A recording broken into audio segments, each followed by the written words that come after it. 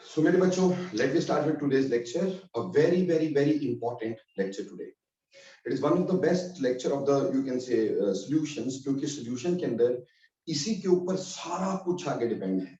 अगर आज का लेक्चर आपको समझ में आ जाता है तो काफी हद तक आपको सॉल्यूशन वैसे ही कंप्लीट हो जाएगा, काफी समझ में आ जाएगा. ये सबसे इंपॉर्टेंट लेक्चर है, इसलिए बहुत ध्यान से समझना है. ठीक, देखो बेटे, सबसे पहली चीज हमें यहाँ पे पढ़नी है कि वेपर प्रेशर क्या होता है. What do you mean by vapor pressure? हमें वेपर प्रेशर के बारे में समझना है सबसे पहले कि वेपर प्रेशर क्या होता है, किन किन फैक्टर्स पे वेपर प्रेशर डिपेंड करता है. ठीक है जी.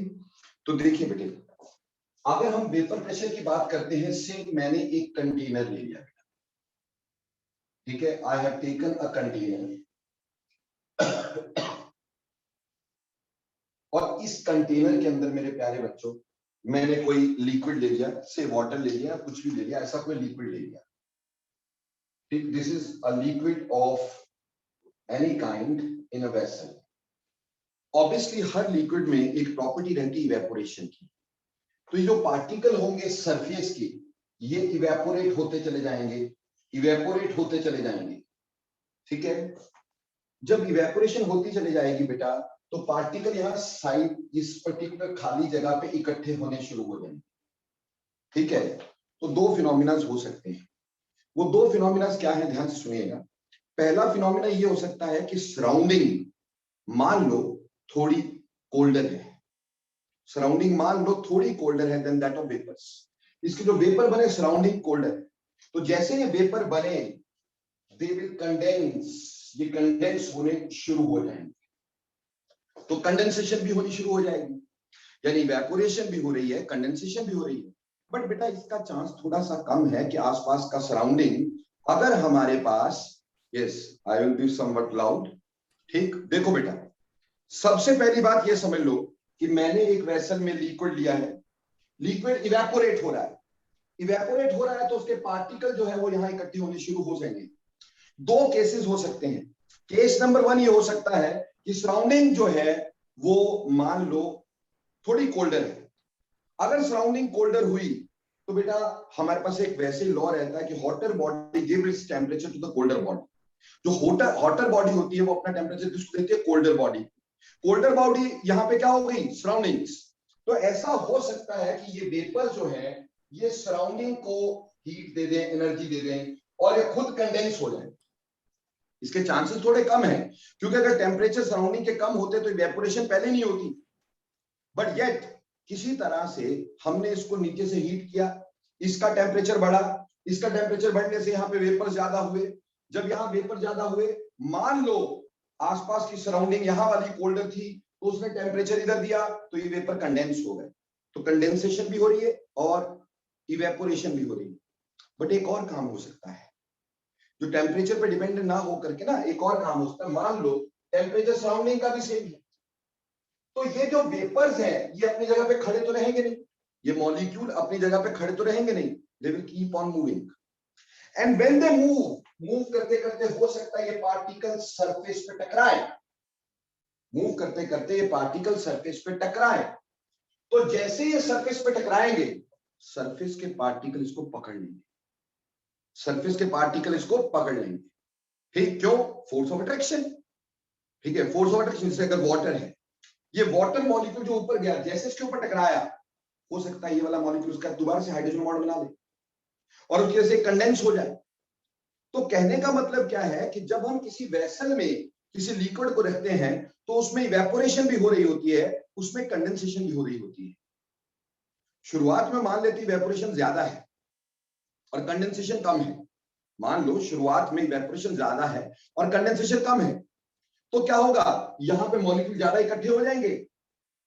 पर जब यहां मॉलिक्यूल मोर एंड मोर होने लगेंगे तो वो मोर एंड मोर सरफेस पे टकराएंगे. तो कंडेंसेशन की रेट इनिशियली थोड़ी कम थी, लेकिन धीरे धीरे धीरे धीरे बढ़नी शुरू हो जाएगी. गॉट इट और नॉट? तो एक समय ऐसा आ जाएगा, एक टाइम ऐसा आ जाएगा when rate of evaporation will become equal to rate of condensation. एक ऐसा टाइम आ जाएगा जिस टाइम पर जितने हमारा पास लिक्विड जो है वो वेपर्स में कन्वर्ट हो रहा है, उतने ही वेपर्स लिक्विड में कन्वर्ट हो रहे हैं, यानी rate of evaporation becomes equal to rate of condensation, and this is called as equilibrium. इसको क्या बोलेंगे? इक्विलिब्रियम। अब ये इक्विलिब्रियम आ गया, और इक्विलिब्रियम किस तरह का आया बेटा? इक्विलिब्रियम आया rate of condensation is equal to rate of evaporation, या rate of evaporation is equal to rate of condensation. अब एक बात बताओ, जब ये इक्विलिब्रियम आ गया तो क्या यहां वेपर्स का अमाउंट बढ़ेगा? यस, बोलो बोलो मुदिता, आंसर दो। क्या ये यहाँ पे वेपर्स का अमाउंट बढ़ेगा? क्योंकि इक्विलिब्रियम आ गया ना, rate of evaporation condensation equal हो गया है, तो नहीं बढ़ेगा। हाँ बिल्कुल, अब यहाँ पे वेपर उतने ही रह जाएंगे, क्योंकि अब इक्विलिब्रियम आ गया, तो जितना कंडेंस हुआ उतना ही क्या हो गया, उतना ही आपके पास, जितना इवेपोरेट हुआ उतना ही कंडेंस हुआ, तो यहाँ वेपर्स का अमाउंट नहीं बढ़ेगा। अगर वेपर्स का अमाउंट नहीं बढ़ेगा तो वेपर जो इधर प्रेशर लगा रहे होंगे, क्या वो चेंज होगा? जो सरफेस पे प्रेशर वेपर्स का लग रहा होगा, क्या वो चेंज होगा?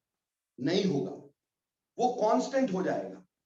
और इसी कांस्टेंट प्रेशर को जो वेपर्स लगा रहे हैं on the surface of liquid in equilibrium, इसको वेपर प्रेशर बोलते हैं। तो वेपर प्रेशर क्या हुआ? वेपर प्रेशर हुआ pressure exerted bye, pressure exerted by vapors,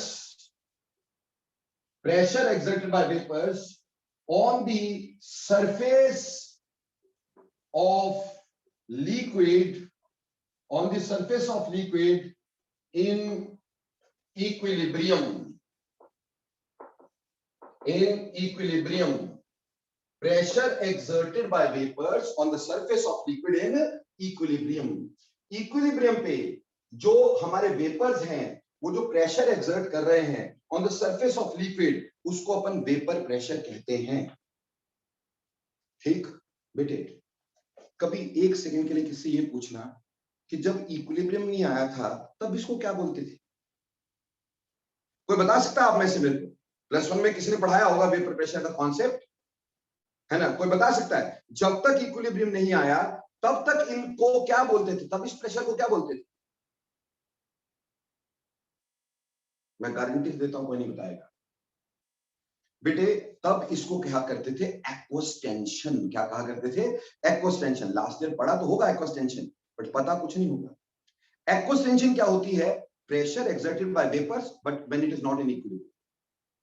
हम ये बोल सकते हैं कि वेपर प्रेशर एक तरह से limiting value of aqueous tension. Aqueous tension की मैक्सिमम वैल्यू जब हमारे पास इक्विलिब्रियम आ जाता है, उसको वेपर प्रेशर बोलते हैं। तो पहली बात, vapour pressure is pressure exerted by vapours on the surface of liquid in equilibrium. Equilibrium पे सरफेस ऑफ लिक्विड पे वेपर जो प्रेशर लगा रहे हैं, उसको बेटा हम लोग क्या बोलते हैं? उसको वेपर प्रेशर बोलते हैं। तो बोलो बेटा, वेपर प्रेशर का कॉन्सेप्ट समझ में आया कि नहीं? जल्दी बोलना यस और नो, टाइम नहीं है, जल्दी बोलना। सर एक्वास टेंशन का बता दो एक बार। हाँ जी, एक्वस टेंशन का बेटा जब तक यहाँ पे इक्विलिब्रियम नहीं आया तब भी तो प्रेशर था वेपर्स का। जब इक्विलिब्रियम नहीं आया था तब भी तो प्रेशर था ना वेपर्स का। तो वो प्रेशर को क्या बोला था हमने? उसको एक्वस टेंशन बोलते थे। और जब इक्विलिब्रियम आ गया तो वही aqueous tension is now called as vapour pressure. So कह सकते हैं कि vapour pressure is maximum value of aqueous tension. Clear हो गया अभी? Yes sir. अब अगली बात करते हैं, factors on which vapour pressure depends. Factors on which vapour pressure depends. कौन कौन से फैक्टर हैं जिस पे वेपर प्रेशर डिपेंड करता है? बेटा देखो, इसके तीन मेजर फैक्टर हैं, उन्हीं तीन से सब कुछ आ जाएगा, बाकी पढ़ने की जरूरत नहीं होती। वो तीन factor, number one, nature of liquid. Nature of liquid, liquid का नेचर कैसा है। दूसरी बात है टेम्परेचर, कि टेम्परेचर क्या होता है। और तीसरी बात हमारे पास होता है presence of solute. Presence of solute. ये तीन चीजें जो हैं, ये हमें वेपर प्रेशर इसके ऊपर डिपेंड करता है। तो सबसे पहले हम डिस्कस करेंगे कि नेचर ऑफ लिक्विड पे कैसे ये डिपेंड करता है। तो सबसे पहले हम फर्स्ट फैक्टर पकड़ेंगे, nature of liquid. Nature of liquid, बेटा जब भी कभी नेचर ऑफ लिक्विड की बात की जाए तो उसका मतलब हमेशा इंटरमॉलिक्यूलर फोर्सेस होता है। देखो भाई, जिसमें इंटरमॉलिक्यूलर फोर्सेस ज्यादा होंगी, जिसमें इंटरमॉलिक्यूलर फोर्सेस ज्यादा होंगी तो मॉलिक्यूल एक दूसरे को पकड़ के रखेंगे। अगर मॉलिक्यूल पकड़ के रखेंगे तो क्या वो उड़ने देंगे?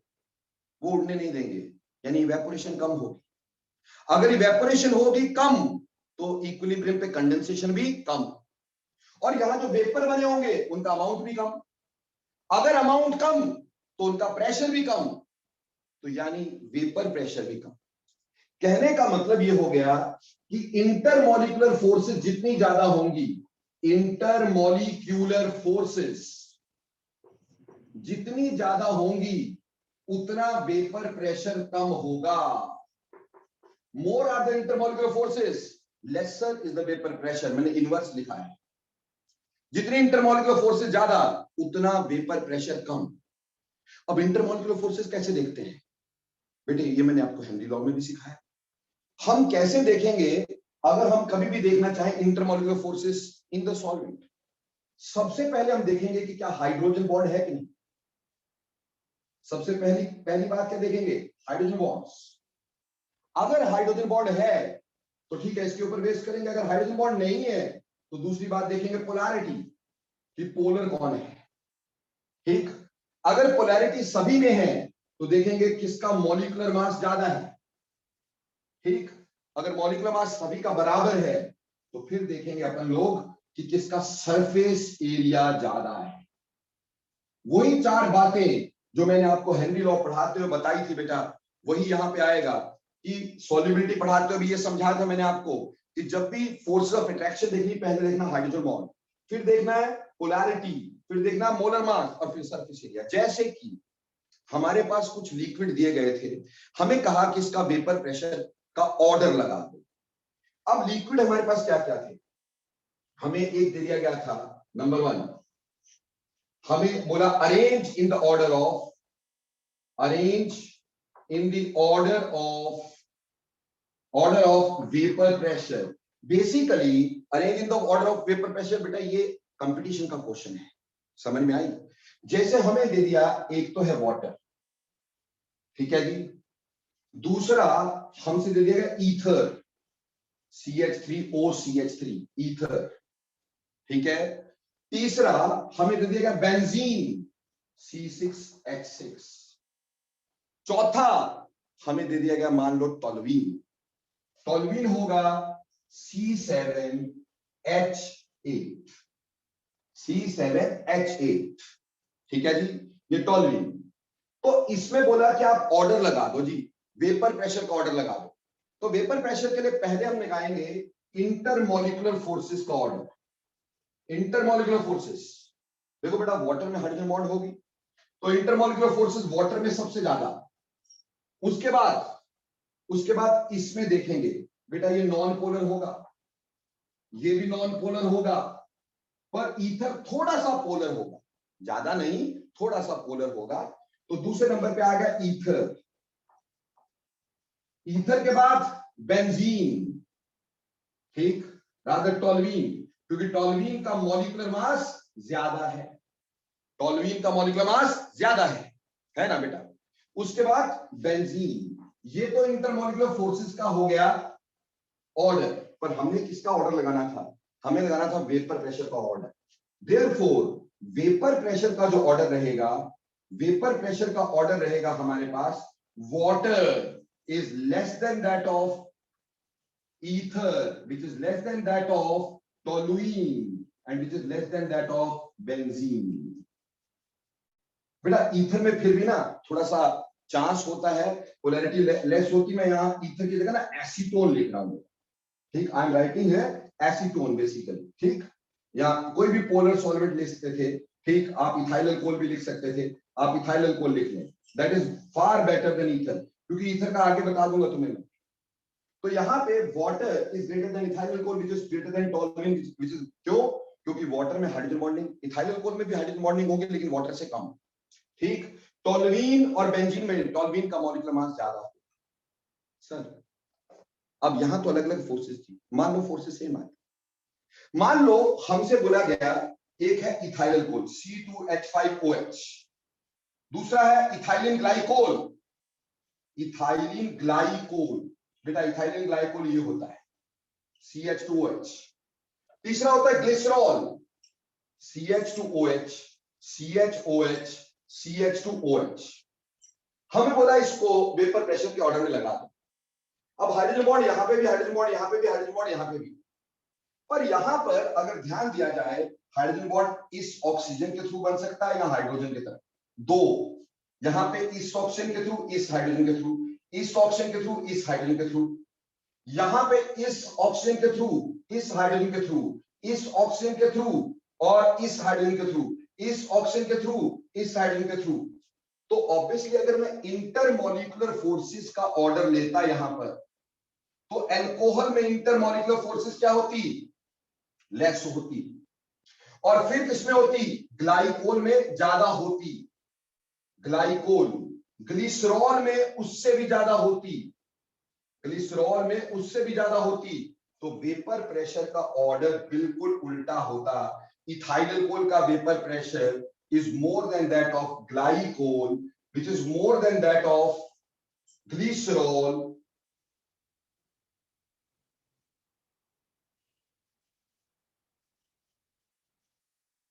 which is more than that of glycerol। ठीक, जो एक्सटेंट ऑफ हाइड्रोजन बॉन्डिंग किसकी ज्यादा है, यहां पे एक्सटेंट ऑफ हाइड्रोजन बॉन्डिंग की बात आ गई। इसी तरह से बेटे मान लो हाइड्रोजन बॉन्ड तो है, अब एक और एग्जांपल लेते हैं, और ये पेपर में बहुत बार क्वेश्चन आता है, कंपटीशन में भी और वैसे भी। हमारे पास एक है ऑर्दो नाइट्रोफिनोल, ऑर्दो नाइट्रोफिनोल, और दूसरा है पैरा नाइट्रोफिनोल, पैरा नाइट्रोफिनोल।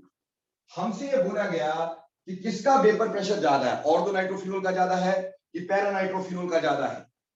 तो पहले तो स्ट्रक्चर बनाना पड़ेगा। फिनोल होता है बेंजीन के ऊपर अगर हमारे पास OH लग जाए तो उसको फिनोल बोलते हैं। तुम्हें तो ये भी नहीं पता होगा इसको फिनोल क्यों बोलते हैं। आगे इसके ऑर्दो पे NO2 लग जाए, ये ऑर्दो नाइट्रोफिनोल हो गया। और वहीं पर पैरा नाइट्रोफिनोल की बात करें, पैरा नाइट्रोफिनोल यहां पे OH, यहां NO2। ठीक बेटा, कभी किससे पूछना फिनोल को फिनोल क्यों कहते हैं, बेंजीनोल क्यों नहीं कहते। ठीक, तो मेरे पढ़ाई का मतलब भी समझ में आएगा। बेटा फिनोल जो होता है इसलिए बोलते हैं, पुराने समय में बेंजीन का नेम हमने फीन रखा हुआ था, फीन, एनक्लोज्ड रिंग। फीन का मतलब होता है एनक्लोज्ड रिंग, तो फीन के ऊपर ओल, इसलिए इसको फिनोल बोलते थे। ठीक, आज भले ही हमने फीन को चेंज करके बेंजीन लिख दिया है, लेकिन इसका नाम आज भी ऐसे ही फिनोल लेते हैं, इसलिए बेंजीन के रेडिकल को फिनाइल रेडिकल बोलते हैं, बेंजीनाइल नहीं बोलते। एनीहाउ, अब हमने इसमें वेपर प्रेशर लगाना है। अब देखो भाई, इसमें यहां पर ये आपस में इंट्रामोलिकुलर हाइड्रोजन बॉन्ड आया, क्या आया, intramolecular hydrogen bond, intramolecular hydrogen bond, यहां इंट्रामोलिकुलर हाइड्रोजन बॉन्ड आ गया, और यहां ये ऊपर किसी मॉलिक्यूल से और ये नीचे किसी मॉलिक्यूल से हाइड्रोजन बॉन्ड बनाएगा, यानी कि इसमें इंटरमोलिकुलर हाइड्रोजन बॉन्ड होगा, इंटरमोलिक्यूलर हाइड्रोजन बॉन्ड होगा। अब जो इंटरमोलिकुलर हाइड्रोजन बॉन्ड है उसमें एक मॉलिक्यूल दूसरे को पकड़ के रखेगा, उड़ने नहीं देगा, इसलिए इसकी इवेपोरेशन कम है, इसकी वॉलेटिलिटी कम है। ठीक है, जबकि इसमें इंट्रामोलिकुलर हाइड्रोजन बॉन्ड है, यानी आपस में अंदर में ही बॉन्ड है, दूसरे के साथ बॉन्ड नहीं बनाता, इसलिए दूसरा मॉलिक्यूल इसको पकड़ के नहीं रखेगा, ये इजीली उड़ जाएगा। तो अगर मैं इसमें वेपर प्रेशर का ऑर्डर लगाता बेटे, तो ऑर्दो नाइट्रोफिनोल का vapour pressure is more then para nitrophenol.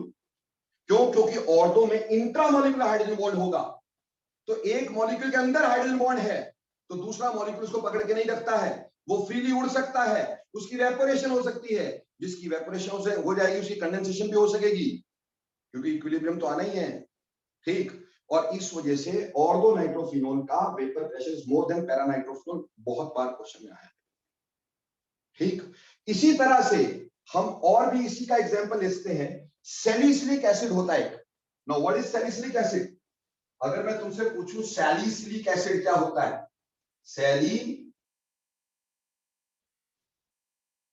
Salicylic acid. अब सैलिसिलिक एसिड होता है अगर बेंजीन रिंग पे OH और COOH दोनों लगे हों, तो एक हो गया ऑर्थो सैलिसिलिक एसिड, यहां पे COOH यहां OH, ताकि OH ऊपर या नीचे लिखो एक ही बात होगी। और यहां फिर पैरा सैलिसिलिक एसिड। अब तुम बताओ कि इसमें किसका वेपर प्रेशर ज्यादा होना चाहिए और क्यों? यस, कौन बताएगा मेरे को बताएंगे जानवी आप बताओ इसमें किसका वेपर प्रेशर ज्यादा और क्यों? बेटा आंसर जल्दी देना है। तो ग्लिसरॉल का। अरे ग्लिसरॉल तो ऊपर रह गया, मैं सैलिसिलिक एसिड में पूछ रहा हूं।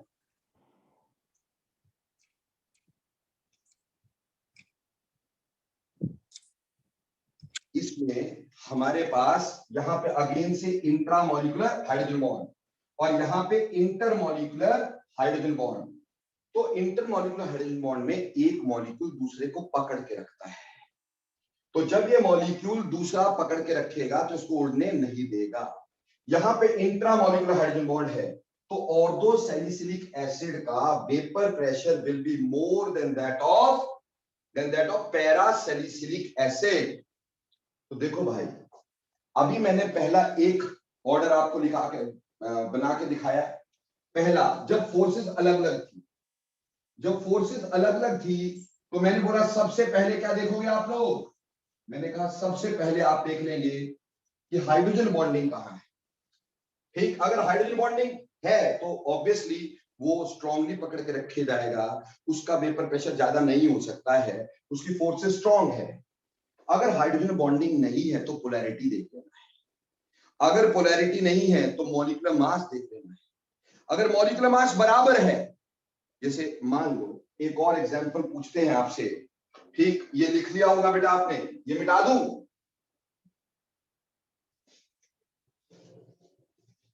अगर मैं आपको बोलूं कि मेरे पास है, एक है, ये है एन पेंटेन, अगर ये लिक्विफाई कर दूं मैं, एन पेंटेन। दूसरा है, इसको बोलेंगे आइसोपेंटेन, दिस इज आइसोपेंटेन। और तीसरा है नियोपेंटेन, नियोपेंटेन। अब एन पेंटेन, आइसोपेंटेन, नियोपेंटेन, इसमें किसके पास ज्यादा फोर्सेस होंगी? देखो सारे पेंटेन है, सबका मॉलिक्यूलर फॉर्मूला C5H12 होगा, सबका मॉलिक्यूलर मास बराबर होगा, सभी का मॉलिक्यूलर मास 72 होगा, पर इसका सरफेस एरिया ज्यादा है तो फोर्स ऑफ अट्रैक्शन ज्यादा होगी। सरफेस एरिया क्यों ज्यादा है? मैंने पहले भी बताया था, जैसे ब्रांचिंग होती है सरफेस एरिया डिक्रीज होना शुरू हो जाता है, क्योंकि with branching require a spherical area.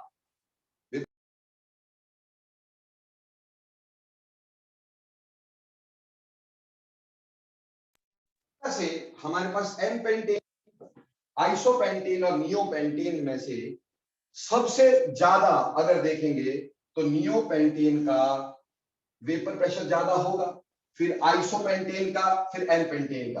क्यों? इसका सरफेस एरिया कम होगा, इसका सरफेस एरिया कम होगा, सरफेस एरिया कम होगा, और इसका सरफेस एरिया ज्यादा होगा। Surface area is more, area is more. तो मेरे प्यारे बच्चों, अगर तुम्हें नेचर देखना है, नेचर के ऊपर बेस्ड ये देखना वेपर प्रेशर किसका ज्यादा है, तो सबसे पहले ये देखना है जितनी स्ट्रॉन्ग फोर्सेस होंगी उतना आपका वेपर प्रेशर कम होगा। और स्ट्रॉन्ग फोर्सेस में नंबर 1 हाइड्रोजन बॉन्डिंग, दूसरे नंबर पे डाइपोल डाइपोल अट्रैक्शन, तीसरे नंबर पर मॉलिक्यूलर मास, चौथे नंबर पे क्या होगा? Surface area. ये बारी बारी लगाना, ठीक। अगर मान लो सभी में हाइड्रोजन बॉन्डिंग है तो पहले तो ये देख लेना एक्सटेंट ऑफ हाइड्रोजन बॉन्डिंग ज्यादा कहाँ है, जिसमें मैंने ग्लाइकोल ग्लिसरॉल का एग्जांपल दिया था। ठीक, अल्कोहल में कम हाइड्रोजन बॉन्ड थे, ग्लाइकोल में ज्यादा थे, ग्लिसरॉल में और भी ज्यादा थे। तो जितने हाइड्रोजन बॉन्ड ज्यादा होंगे ऑब्वियसली वेपर प्रेशर उतना ही ज्यादा होगा। जैसे अगर मान लो एक और एग्जांपल लेता हूं, एक है वाटर और एक है अमोनिया। अब वाटर मॉलिक्यूल जो होता है इसमें कितने हाइड्रोजन बॉन्ड बन सकते हैं बेटा? वाटर मॉलिक्यूल में कितने हाइड्रोजन बॉन्ड बन सकते हैं? एक इस हाइड्रोजन से, एक इस हाइड्रोजन से, एक इस ऑक्सीजन से, एक इस ऑक्सीजन से। तो 4 हाइड्रोजन बॉन्ड यहां बन सकते हैं। और अमोनिया में यहां पे NH यहां पे कितने हाइड्रोजन बॉन्ड बनेंगे? 1 2 3 4। तो इसमें भी 4 हाइड्रोजन बॉन्ड बनेंगे। और इसके साथ एक और एग्जांपल ले लो, HF। अब HF में भी हाइड्रोजन बॉन्ड होंगे, लेकिन HF में कितने हाइड्रोजन बॉन्ड बन सकते हैं भाई? HF में हाइड्रोजन बॉन्ड या तो F के थ्रू या H के थ्रू। तो ये ऑब्वियस है यहां पे हाइड्रोजन बॉन्ड कम है। हाइड्रोजन बॉन्ड कम है तो वेपर प्रेशर HF का ज्यादा होगा, बिल्कुल श्योर। यहां पे हाइड्रोजन बॉन्ड बराबर है, तो वाटर का हाइड्रोजन बॉन्ड, ऑक्सीजन का hydrogen bond is more stronger. Oxygen का hydrogen bond is more stronger than nitrogen. इसके स्ट्रॉन्ग होते हैं बॉन्ड, इसके थोड़े वीक होते हैं। तो फोर्स वीक, वेपर प्रेशर ज्यादा। तो अमोनिया का vapour pressure is more than that of water. Ammonia का vapour pressure is more than that of water. बोलो भाई क्लियर हो गया कि नहीं हो गया? बोलो यस और नो। यस अक्षित, क्या पूछने चाह रहे हो बेटे? Sir, regarding the surface area, last year we have learned like if the number of chains is inversely proportional to the boiling point. So if the chains increase, then the volatility should also increase, hence the vapor pressure. But in surface areas, sir, N-pentane, isopentane, and neopentane mate is going differently. No, not at all. How it is going differently? It is same. आपका यहाँ branching ज्यादा है, तो branching ज्यादा, surface area कम, तभी तो vapour pressure ज्यादा है। हमने यही तो कहा कि जिसकी ब्रांचिंग ज्यादा होगी उसका सरफेस एरिया कम होगा, जिसका सरफेस एरिया कम होगा उसका वेपर प्रेशर ज्यादा होगा। क्योंकि सरफेस एरिया कम मतलब फोर्स ऑफ अट्रैक्शन कम, फोर्स ऑफ अट्रैक्शन कम मतलब वेपर प्रेशर ज्यादा। So how it is different? Sorry, sir, I got it wrong. Thank you. Okay. Anybody else want to ask any question? So should I move further? यार जल्दी जवाब दिया करो। Okay, अब ये तो हो गया, हमने पहली बात पढ़ ली वेपर प्रेशर क्या होता है, नेचर ऑफ लिक्विड पे कैसे डिपेंड करता है, and the next thing is temperature. देखो बच्चे, when we talk about temperature, कि टेम्परेचर के हिसाब से कैसे देखेंगे वेपर प्रेशर को। When we talk about temperature, now the next factor is temperature. देखो बेटा, बहुत ही सिंपल बात है, बहुत ही सिंपल बात है। टेम्परेचर ज्यादा हुआ तो इवेपोरेशन ज्यादा, इवेपोरेशन ज्यादा तो यह मॉलिक्यूल ज्यादा, मॉलिक्यूल ज्यादा तो उसका प्रेशर ज्यादा। तो temperature is more, so vapour pressure is more, simple as that. Temperature is more, vapour pressure is more. तो टेम्परेचर बढ़ाओगे इवेपोरेशन बढ़ेगी, इवेपोरेशन बढ़ेगी तो वेपर्स बढ़ेंगे, वेपर्स बढ़ेंगे तो उनका प्रेशर बढ़ेगा। सो ऑटोमेटिकली अपना वेपर प्रेशर ज्यादा हो। तो temperature more and vapour pressure is also more. ठीक है जी। अब देखो बेटे, इसके ऊपर आया क्वेश्चन, ठीक ध्यान से देखना, ये क्वेश्चन आपके +2 में पूछा जाएगा। ठीक, ये क्वेश्चन आपके +2 में पूछा जाएगा कि व्हाई अमोनिया बॉटल्स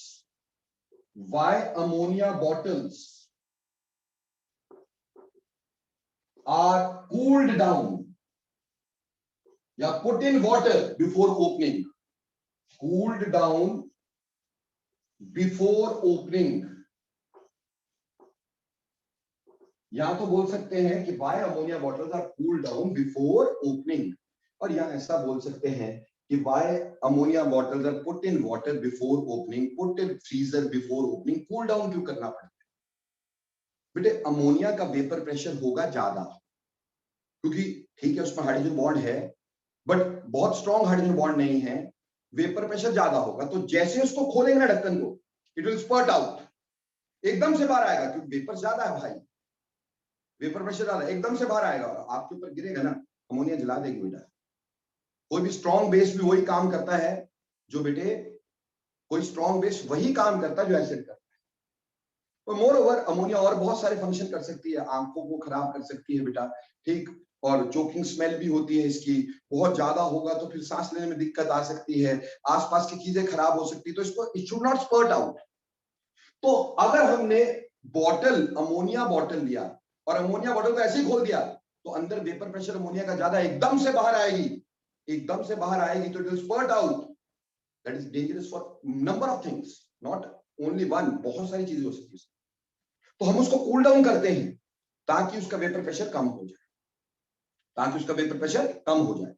अगर उसका वेपर प्रेशर कम हो जाता है, ठीक, तो क्या होता है, जैसे उसका वेपर प्रेशर कम हो गया, तो अब उसको खोलेंगे तो अमोनिया बाहर स्पर्ट नहीं करेगी, बाहर एकदम से जंप नहीं करेगी, इसलिए ammonia bottle should be cool down before opening. ठीक बेटा, मैंने बहुत बार समझाया, केमिस्ट्री आदमी को जीने लायक बनाती है। वो केमिस्ट्री क्या, जिसका अपने घर वालों को कोई फायदा नहीं दिया।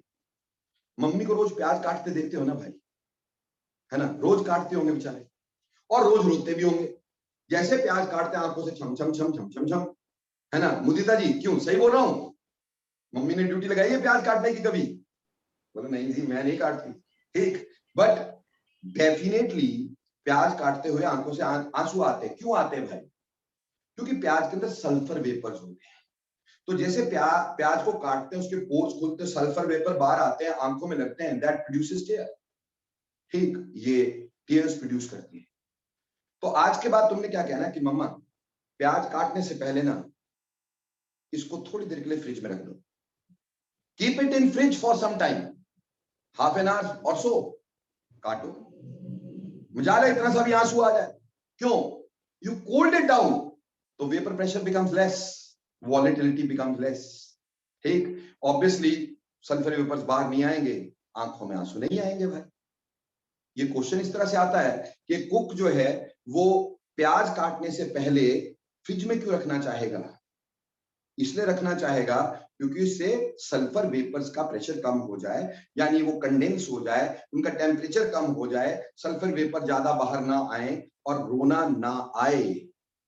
ऐसे मैंने 5-6 एग्जांपल्स आपकी बुकलेट में दे रखे हैं, ठीक है, प्लीज गो थ्रू देम, बहुत इंपॉर्टेंट एप्लीकेशंस हैं, ठीक है। एनी हाउ ये 2 मेजर क्वेश्चंस हमारे पास थे जो मैंने आपको समझाया on the basis of temperature and number of other questions. Temperature जैसे बढ़ाएंगे वेपर प्रेशर हमारे पास बढ़ेगा ही बढ़ेगा, लेकिन कितना बढ़ेगा, ठीक, ये तो क्वालिटेटिव हो गया कि वेपर प्रेशर बढ़े, कितना बढ़ेगा, इसके लिए बेटा मैं ऑलरेडी तुम्हें एक इक्वेशन बता चुका हूं, याद होगा, क्लॉसियस एंड क्लैपिरॉन इक्वेशन। पिछली बार क्लियर कर दिया था, मैंने कहा आगे जिंदगी में नहीं बताऊंगा, पर क्या करूं, मैं ऐसा ही हूं, मैं फिर बताऊंगा। तो Clausius and Clapeyron equation, Clausius and Clapeyron equation, देखो बेटा क्लॉसियस एंड क्लैपिरॉन इक्वेशन जो होती है, ठीक, क्लॉसियस एंड क्लैपिरॉन इक्वेशन, उसमें बताया था तुम्हें मैंने, log of P2 upon P1 is equal to delta H of vaporisation divided by 2.303 R into 1 by T1 minus 1 by T2। ये कहां से निकली थी? वो इक्वेशन भी मैंने बताई थी, P is equal to A into E raised to power minus delta H of vaporisation upon RT। ये इक्वेशन थी जिसको हमने 2 टेम्परेचर पे सॉल्व करके ये बना दिया था, ये पहले करवा चुका हूं मैं आपको। तो बेसिकली इस पर्टिकुलर इक्वेशन से आप ये देख सकते कितना टेम्परेचर बढ़ाने से कितना वेपर प्रेशर हमारे पास बढ़ जाता होगा, इस टेम्परेचर को करने से कितना बढ़ाने से कितना बढ़ेगा, ठीक है जी।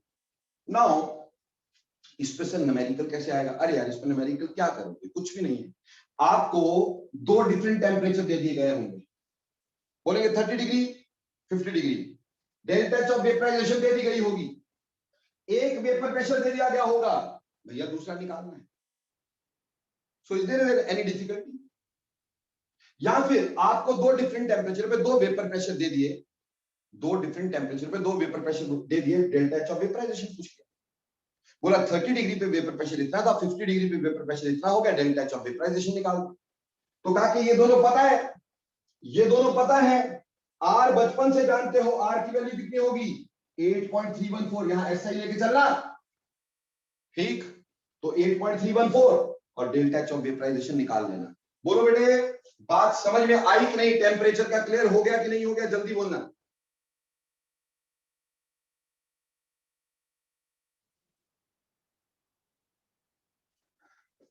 ठीक ठीक, ओके। देखो बेटा अगला जो फैक्टर है, ठीक, देखो यहां से वैसे बॉइलिंग पॉइंट भी समझा जा सकता है। बॉइलिंग पॉइंट एक्चुअली वही टेम्परेचर होता है जहां vapour pressure becomes equal to atmospheric pressure. जब हम बॉइलिंग पॉइंट को डिफाइन करते हैं ना किसी भी सब्सटेंस का बॉइलिंग पॉइंट, तो बॉइलिंग पॉइंट क्या होता है? When vapour pressure becomes equal to atmospheric pressure, atmospheric pressure, when vapour pressure becomes equal to atmospheric pressure, उसको बॉइलिंग पॉइंट बोलते हैं। तो boiling point is actually when vapour pressure becomes equal to atmospheric pressure, इसको boiling point बोलते हैं। ये आगे काम आएगा हमारे, ठीक। अब देखो बेटे टेम्परेचर का इफेक्ट पढ़ लिया, यानी वेपर प्रेशर पे हमने पढ़ लिया नेचर ऑफ लिक्विड का क्या इफेक्ट होता है, टेम्परेचर का क्या इफेक्ट होता है। नो अब मैं बताऊंगा प्रेजेंस ऑफ सॉल्यूट।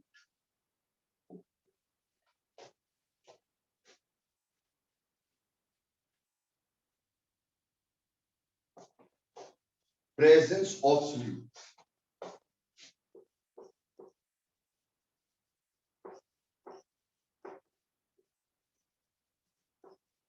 ठीक। देखो बेटे बेसिकली, ठीक, आपको यह बताया जाएगा कि सॉल्यूट दो तरह के होते हैं, ठीक। एक होता है volatile solute, volatile solute, volatile solute जो खुद भी इवेपोरेट हो सकता है। एक होगा non volatile solute, non volatile solute जो खुद इवेपोरेट नहीं हो सकता। जैसे मेरे प्यारे बच्चों, मान लो मैंने लिया टोल्यूइन या बेंजीन एंड टोल्यूइन का मिक्सचर, बेंजीन प्लस टोल्यूइन का सॉल्यूशन। अब दोनों में से कोई भी सॉल्यूट हो, कोई भी सॉल्वेंट हो, दोनों उड़ते हैं। मान लो ये मैंने ज्यादा ले लिया, मान लो ये सॉल्वेंट है, मान लिया ये, आपको पता है इसमें जब नेचर सेम होता है तो हम अमाउंट देखते हैं ना। तो मान लो टोल्यूइन सॉल्वेंट है, मान लो हमने एक्सेस में ले लिया, तो बेंजीन इज ऑब्वियसली इवेपोरेटिंग, ये भी इवेपोरेट हो जाता है, तो ये वॉलेटाइल सॉल्यूट हो गया, वॉलेटाइल सॉल्यूट हो गया। लेकिन बेटे वहीं पर अगर बच्चे मैंने NaCl को डाल दिया इन वाटर, अब वाटर मान लो हमने सॉल्वेंट लिया, ज्यादा हमने वाटर लिया था, ये सॉल्वेंट है, तो एक बात बताओ क्या NaCl इवेपोरेट होगा? क्या NaCl इवेपोरेट होगा? नहीं होगा। तो ये हमारे पास नॉन वॉलेटाइल सॉल्यूट है, ये हमारे पास नॉन वॉलेटाइल सॉल्यूट है, ठीक है बच्चे। तो दो तरह का सॉल्यूट हो गया, एक वॉलेटाइल सॉल्यूट और एक नॉन वॉलेटाइल सॉल्यूट। उम्मीद करता हूं दोनों चीजें समझ में आई। वॉलेटाइल सॉल्यूट किसको कहते हैं, नॉन वॉलेटाइल सॉल्यूट किसको कहते हैं? बोलो बेटे पहले समझ में आया कि नहीं आया? जल्दी बोलो।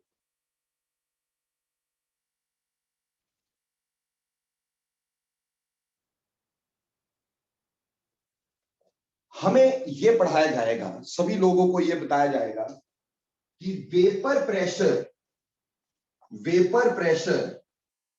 Of solution, vapour pressure of solution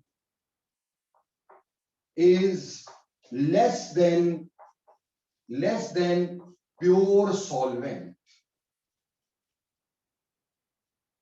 ठीक। और कई लोग तो बहुत स्पेसिफाई करेंगे कि vapour pressure of solution containing non volatile solute, containing non volatile solute, non volatile fluid, ठीक, is always less than pure solvent.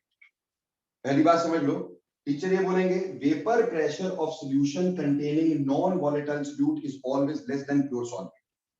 देखो मेरे दोस्तों, जिस बंदे ने पहले ये लिखवा दिया कंटेनिंग नॉन वॉलेटाइल फ्लूइड, उससे बड़ा लड्डू तो कोई है।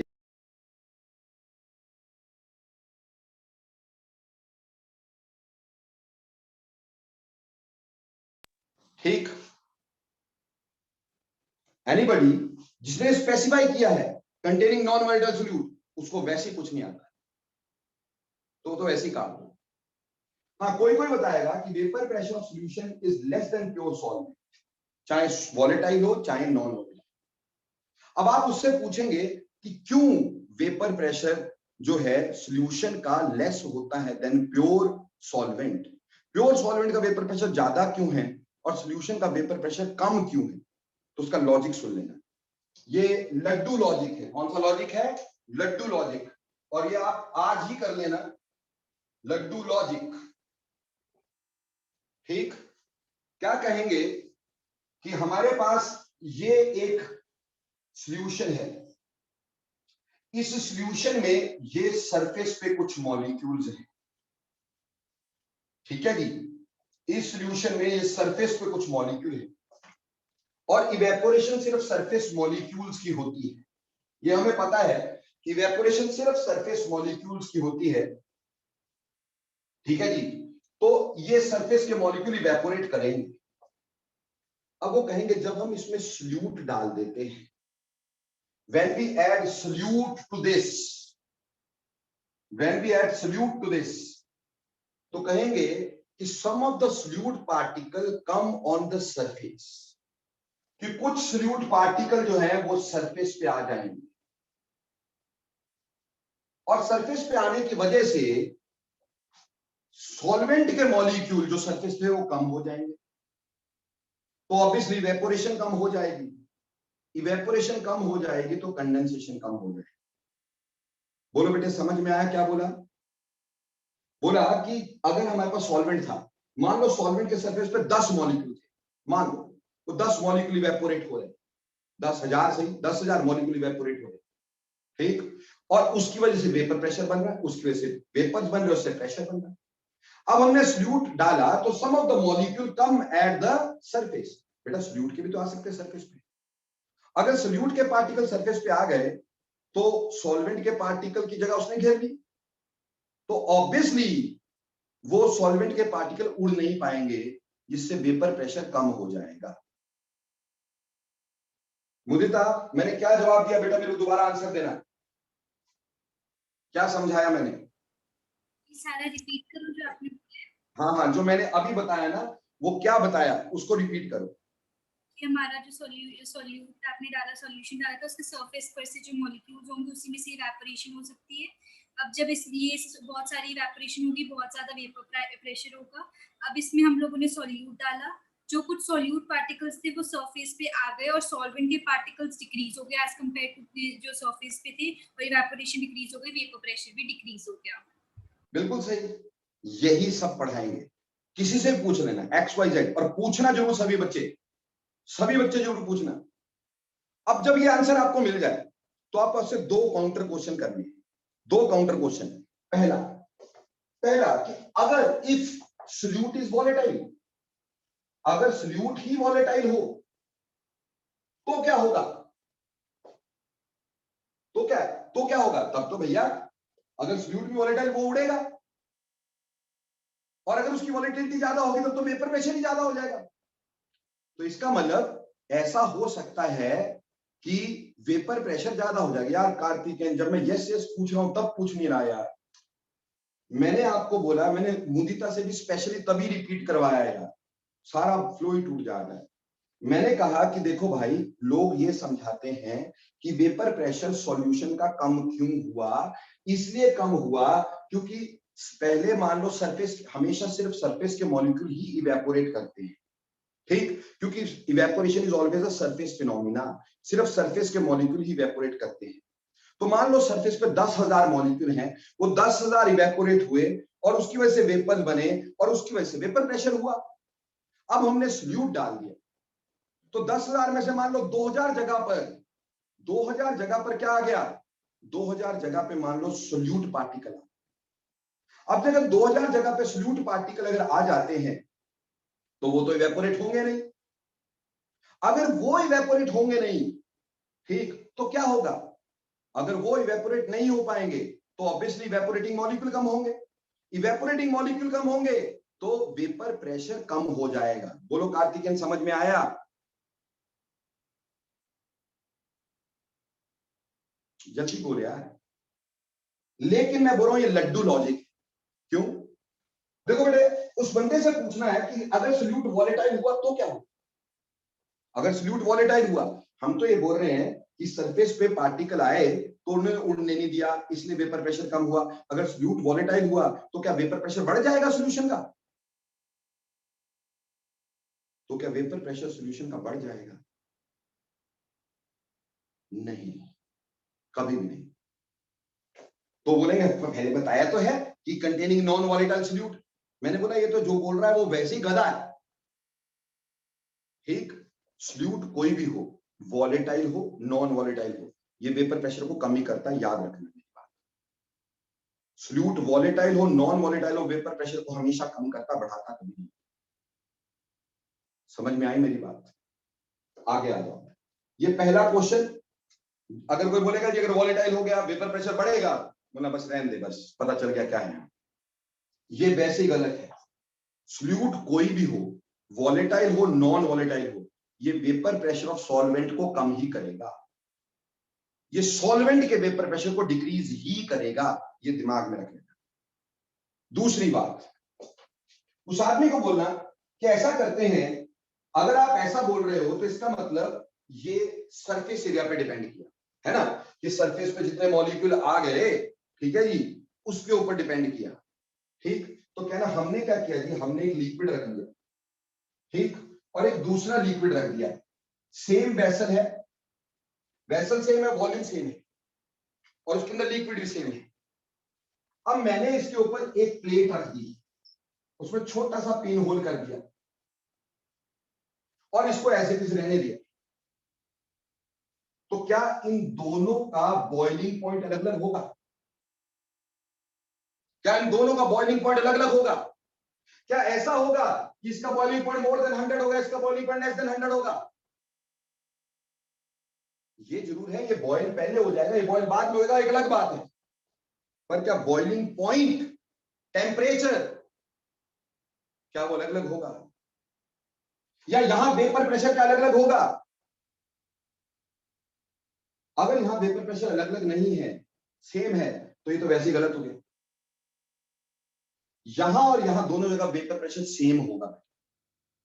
अगर ऐसा नहीं होता ना, तो बेटा देखो, आपकी छोटी कटोरी में, बड़ी कटोरी में, बड़े पतीले में वाटर का बॉइलिंग पॉइंट अलग अलग हो जाता बेटा, क्योंकि boiling point is the point at which vapour pressure becomes equal to atmospheric pressure. अगर इसको ऐसे करके सरफेस पे पार्टिकल आने से, सरफेस एरिया कम हो जाने से वेपर प्रेशर पे फर्क पड़ता, तो बेटा वाटर का बॉइलिंग पॉइंट अलग अलग हो जाता।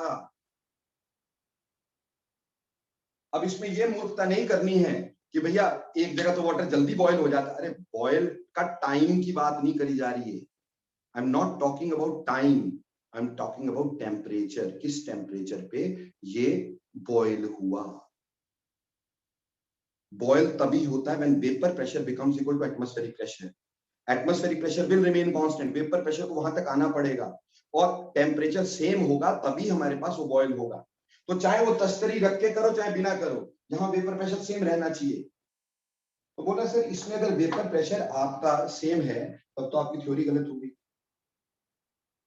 और अगर अलग अलग है तो बेटा अलग अलग बर्तन में बॉइलिंग पॉइंट्स अलग अलग हो जाएंगे। Is it possible? Boiling point early आ जाए, देर से आ जाए, वो एक अलग बात है। वो इसलिए बॉइलिंग पॉइंट या अर्ली क्यों आएगा वो भी बता देता हूं, क्योंकि इसका ऊपर से ढकने की वजह से हीट लॉस नहीं हो रहा है। क्या हो रहा है? हीट लॉस नहीं हो रहा है। तो ऑब्वियसली ये पहले हमारे पास क्या होगा, बॉयल हो जाएगा, ये बाद में बॉयल होएगा, बट बॉइलिंग पॉइंट तो वही रहेगा 100 डिग्री। समझ में आई मेरी बात? यानी ये लॉजिक ही गलत है, ऐसा कुछ नहीं होता। ये सिर्फ एक चुनिंदा 2-3 बेकार बेकार की किताबें हैं, उसमें ये लिखा होगा है, ठीक, जो जनरली लोग यूज करते हैं, जिसके असाइनमेंट्स लोग देते हैं, जनरली जो यूज करते हैं वो यही बताते हैं, लॉजिक ही गलत है। और मैंने प्रूव कर दिया वो कि अगर वॉलेटाइल सोल्यूट, इसके हिसाब से अगर सोल्यूट वॉलेटाइल हुआ तो वेपर प्रेशर बढ़ जाना चाहिए, जबकि ऐसा नहीं होता। सोल्यूट कोई भी हो, वॉलेटाइल हो नॉन वॉलेटाइल हो, वेपर प्रेशर हमेशा कम ही होता है। और इसके हिसाब से अगर हमने इसके ऊपर ढक्कन रख दिया और छोटा सा पिन होल कर दिया, तो यहाँ का और यहाँ का वेपर प्रेशर अलग अलग होना चाहिए, जो कि नहीं होता। Vapour pressure does not depend upon surface area, mind. Surface area लिखा कहीं मैंने यहाँ पर? नहीं लिखा, तो सरफेस एरिया पे डिपेंड नहीं करता। तो सर लॉजिक बताओ, बहुत गप्पे मार ली। देखो बेटा, लॉजिक क्या होता है, एक बात बताओ, सॉल्यूशन कब बनता है? एक बात बताओ, तेल को पानी में डिसॉल्व कर सकते हो, उसका सॉल्यूशन बन जाएगा क्या? तेल और पानी का सॉल्यूशन बनता है क्या? नहीं बनता है। तो बेटा सॉल्यूशन किसका बनता है? जिसमें आपस में अट्रैक्शन, जिसमें आपस में अट्रैक्शन। NaCl बेंजीन में डिसॉल्व इसलिए नहीं होता, उसमें अट्रैक्शन नहीं बनती भाई। तो ऑब्वियसली जब भी सॉल्यूट डालेंगे तो सॉल्यूट के पार्टिकल सॉल्वेंट को एक्चुअली अट्रैक्ट करते हैं, क्योंकि डिसॉल्व इसीलिए हुआ क्योंकि उसमें अट्रैक्शन था, नहीं तो डिसॉल्व ही नहीं होता। जब तेल और पानी में अट्रैक्शन नहीं है तो डिसॉल्व नहीं होता मेरे दोस्त। जो चीजों में अट्रैक्शन होती है वही डिसॉल्व होते हैं, जिनका नेचर सेम होता है वही डिसॉल्व होते हैं। लाइक डिसॉल्व्स लाइक, सॉल्युबिलिटी में बार बार पढ़ाया मैंने ये बात। तो मेरे बच्चों, जब हमारे पास सॉल्यूट और सॉल्वेंट आपस में घुले इसलिए क्योंकि उसमें अट्रैक्शन है, और अगर अट्रैक्शन है तो बेटा मॉलिक्यूल सॉल्यूट के सॉल्वेंट को पकड़ लेंगे और सॉल्वेंट को उड़ने नहीं देंगे, इसलिए उसका वेपर प्रेशर कम होगा। बेटा ये क्वेश्चन पूछा गया था एम्स में कि vapour pressure of solution is always less than pure solvent. नीचे 4 ऑप्शन थी, उसमें पहली ऑप्शन यही थी कि some of the molecule comes at the surface so evaporation decreases, ठीक। लेकिन एक्चुअल आंसर उसका दिया गया था कि solute particle attract the solvent particle so they stop them to evaporate. तो उनकी इवेपोरेशन कम कर देते हैं, जिससे इवेपोरेशन कम हो गई तो वेपर प्रेशर कम हो गया। अब चाहे सॉल्यूट आपका वॉलेटाइल हो, चाहे सॉल्यूट आपका नॉन वॉलेटाइल, उससे फर्क नहीं पड़ने वाला है। सॉल्यूट डिसॉल्व तभी होगा जब हमारे पास क्या हो जाए, जब हमारे पास फोर्स ऑफ अट्रैक्शन आ जाए।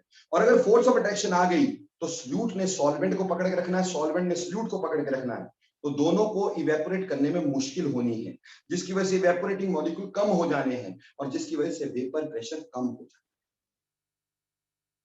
क्लियर? फिर चाहे सॉल्यूट वॉलेटाइल होगा चाहे नॉन वॉलेटाइल। बोलो अब समझ में आई मेरी लॉजिक?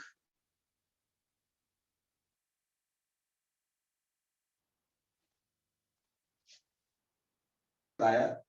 वेपर प्रेशर, मैंने कहा वेपर प्रेशर होता है pressure exerted by vapours on the surface of liquid in equilibrium. Equilibrium क्या? When rate of evaporation becomes equal to rate of condensation. ऐसे इक्विलिब्रियम पे जो वेपर्स किसी सरफेस ऑफ लिक्विड पे प्रेशर लगाते हैं उसको वेपर प्रेशर बोलते हैं। ये 3 चीजों पे डिपेंड करता है। पहली बात नेचर ऑफ लिक्विड पे, जितनी फोर्स ऑफ अट्रैक्शन ज्यादा होगी वेपर प्रेशर उतना कम होगा। और फोर्स ऑफ अट्रैक्शन हम 4 पॉइंट्स में लिखते हैं। सबसे पहले हाइड्रोजन बॉन्ड, फिर पोलैरिटी, फिर उसके बाद तीसरे नंबर पे क्या देखते हैं अपन लोग? मॉलिक्यूलर मास, और चौथे नंबर पे क्या देखते हैं अपन लोग? Surface area. दूसरे नंबर पे हमने पढ़ा टेम्परेचर। बोला टेम्परेचर बढ़ाने से वेपर प्रेशर बढ़ता है, तो टेम्परेचर बढ़ाने से इवेपोरेशन बढ़ेगी, इवेपोरेशन बढ़ाने से इवेपोरेटिंग मॉलिक्यूल ज्यादा होंगे, इवेपोरेटिंग मॉलिक्यूल ज्यादा होंगे, वेपर प्रेशर ज्यादा होगा। इसका क्वालिटेटिव क्वांटिटेटिव दोनों एस्पेक्ट मैंने तुम्हें बताया, क्लॉसियस-क्लैपेरॉन इक्वेशन पहले करना था। प्रेजेंस ऑफ सॉल्यूट, ये बेटा मैंने तुम्हें समझाने की कोशिश की कि सॉल्यूट अगर डालोगे तो सॉल्यूट के पार्टिकल हमेशा सॉल्वेंट को अट्रैक्ट करके रखेंगे। सरफेस पे आने का कोई कॉन्सेप्ट नहीं है, बिल्कुल गलत कॉन्सेप्ट है, ठीक। सिर्फ ये क्या है, सॉल्यूट के पार्टिकल सॉल्वेंट के पार्टिकल को अट्रैक्ट करते हैं, जिसकी वजह से सॉल्वेंट उड़ नहीं पाता है, कम उड़ता है, इसलिए वेपर प्रेशर कम हो जाता है, ठीक। सर हाँ जी बेटा बोलो।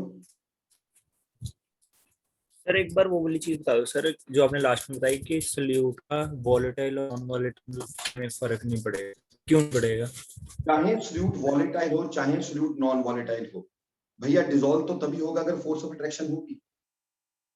तो फोर्स ऑफ अट्रैक्शन है तो भैया मॉलिक्यूल दूसरे को पकड़ेगा ही पकड़ेगा यार। अगर पकड़ेगा तो इवेपोरेशन कम होगी ही होगी, अगर इवेपोरेशन कम होगी तो वेपर प्रेशर तो कम होगा ही होगा। समझ में आई बात? Okay sir, thank you sir. Okay, ये था वेपर प्रेशर क्या होता है, किस बात पर डिपेंड करता है। अब एक ना क्वेश्चन आता है +2 में, ये कई बार पूछा गया है, तो मैं आपसे ये क्वेश्चन पूछ रहा हूं, आप भी थोड़ा सा मेरे को जवाब दीजिएगा। सभी से पूछूंगा, सभी बच्चे मेरे को जवाब देंगे इसका। जो जिनका मैं नाम बुलाऊंगा वो नाम से बताएंगे और अदरवाइज लिखेंगे। मेरे पास ऐसा कह दिया गया कि मेरे पास एक वेसल है, सी मेरे पास एक वेसल था और उस वेसल में एक लिक्विड था। मेरे पास एक वेसल था, उस वेसल में एक लिक्विड था। हमने क्या किया, अचानक से इस वेसल का वॉल्यूम बढ़ा दिया, ऐसे करके ऊपर वाली साइड को वॉल्यूम बढ़ा दिया।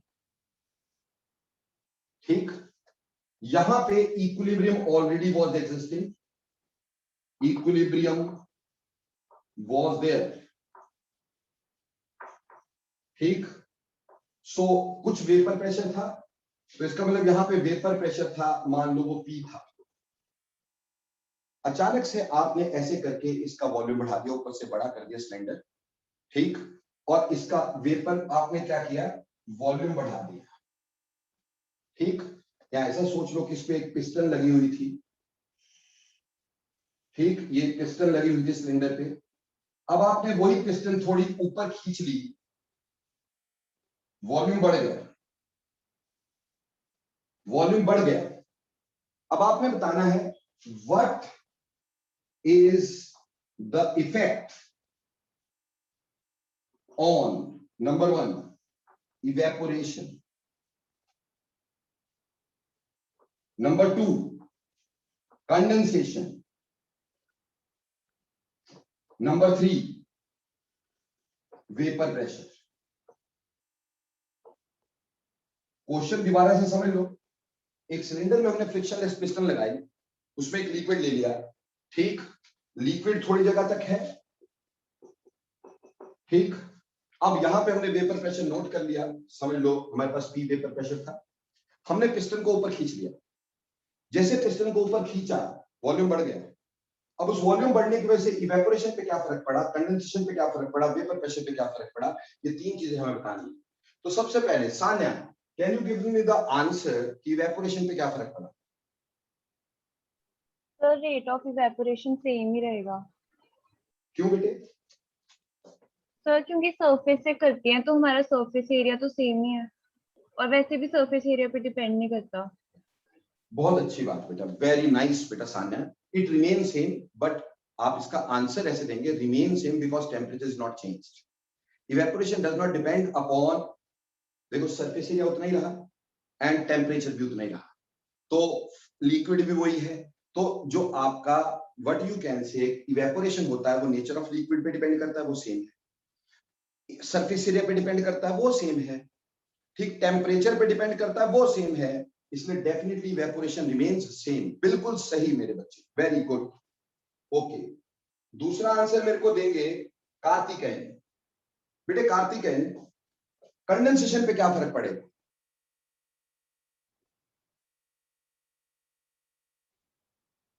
यस बेटा कार्तिकेयन, कंडेंसेशन पे क्या फर्क पड़ेगा?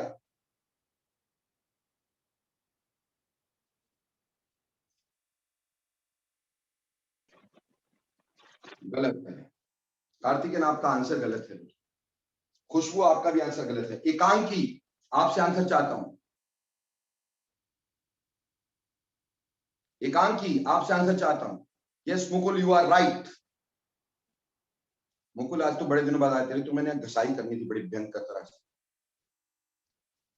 बेटे condensation will decrease, condensation will decrease, definitely will decrease. क्यों डिक्रीज करेगी? क्योंकि जब आपके पास यहां पे जगह ज्यादा मिल गई, तो मॉलिक्यूल ज्यादा मूव करेंगे इधर उधर, तो सरफेस पे कम टकराएंगे दोस्त, सरफेस पे कम टकराएंगे तो अट्रैक्ट कम होंगे, तो कंडेंसेशन कम हो जाएगी।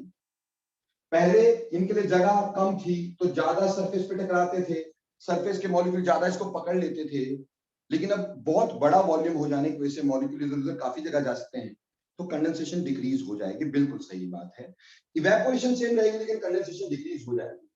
ओके, अक्षित गौतम, वेपर प्रेशर पे क्या फर्क पड़ेगा?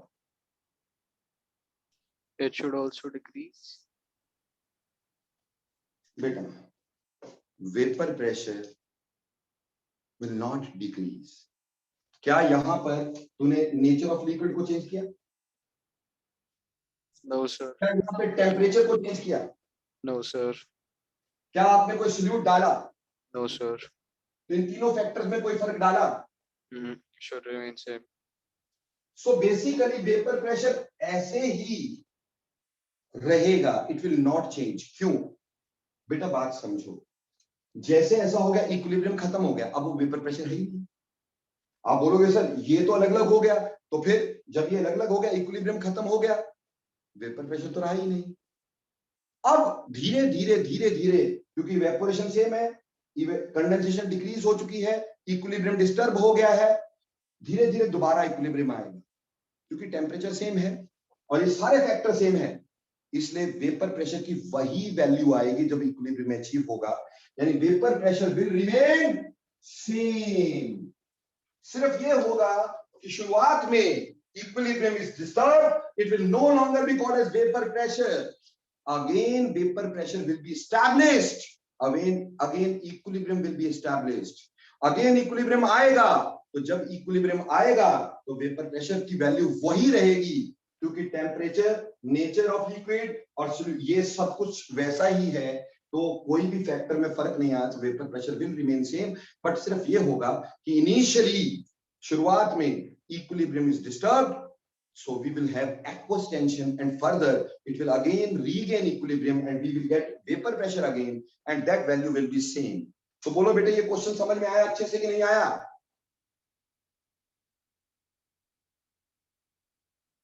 ओके, अब चलो मेरे प्यारे बच्चों आगे। ये तो हो गया वेपर प्रेशर क्या था, किन किन फैक्टर्स पे डिपेंड करता था, वो कैसे कैसे डिपेंड करता था। उम्मीद करता हूं सारी बातें आपको अच्छे समझ में आ गई। अब आप बोलोगे सर जो आपके नोट्स है ना, उसमें भी आपने यही लॉजिक दिया हुआ है, इस सरफेस पे जो पार्टिकल ज्यादा हो गए, ठीक, उन्होंने उड़ने नहीं दिया। बेटा जानबूझ के दिया है, ये बात ध्यान रखना। कई बार हाथी के दांत खाने के और दिखाने के और होते हैं, ठीक है ना भैया। अगर अपना ट्रेडमार्क सभी को बांटता फिरूंगा तो फिर मेरा तो हो गया काम। तो वो सिर्फ आपने ध्यान रखना है कि जो लॉजिक मैंने बताया है वो लॉजिक पे ध्यान देना। स्कूल में तो आपको लिखना वही पड़ेगा ना। अब वेपर प्रेशर को एक्सप्लेन करने के लिए, वेपर प्रेशर को एक्सप्लेन करने के लिए हमारे पास एक लॉ दे दिया गया, Raoult's law of binary solution. अब है हमारे पास इस चैप्टर का बहुत important law, Raoult's law for binary solutions. बेटा पहली बात तो ये है कि राउल्ट्स लॉ बाइनरी सॉल्यूशन के लिए, what the hell are binary solutions? बेटा बाइनरी जिसमें दो कंपोनेंट होते हैं, आपने पढ़ा है, एक सॉल्यूट एक सॉल्वेंट। पर बेटे अब सॉल्यूट दो तरह का हो सकता है, यानी सॉल्यूशन दो तरह की हो सकती है। एक तो हो सकता है case one, solutions containing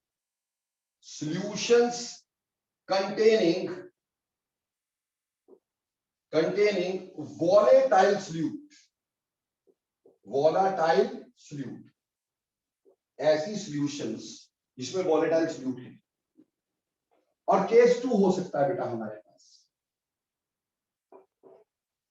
solutions containing non-volatile solute, solutions containing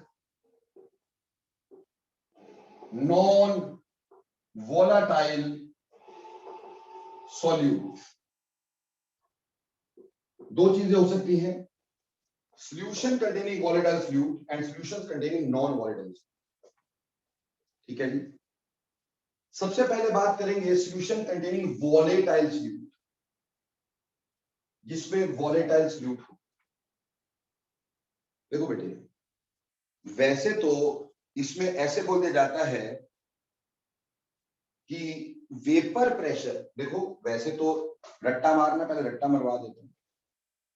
देखो अकॉर्डिंग टू दिस पर्टिकुलर, ये कहता है कि अगर मान लो सॉल्यूशन में दो कंपोनेंट है, एक ए है एक बी है, ये दो कंपोनेंट का सॉल्यूशन बना हुआ है, तो कहता है कि पार्शियल प्रेशर या पार्शियल वेपर प्रेशर बोल लो, चाहे वेपर प्रेशर बोल लो, vapour pressure of a component,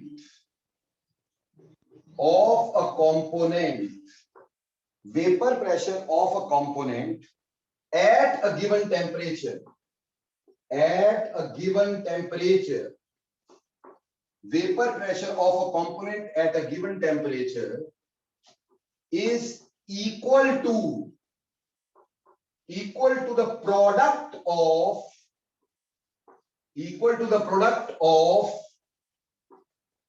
its mole fraction and vapor pressure of a component at a given temperature is equal to the product of its mole fraction and its pressure in pure state. ठीक, vapor pressure of a component at a given temperature is equal to the product of its mole fraction and its pressure at in pure state. Sir कुछ भी पल्ले नहीं पड़ा।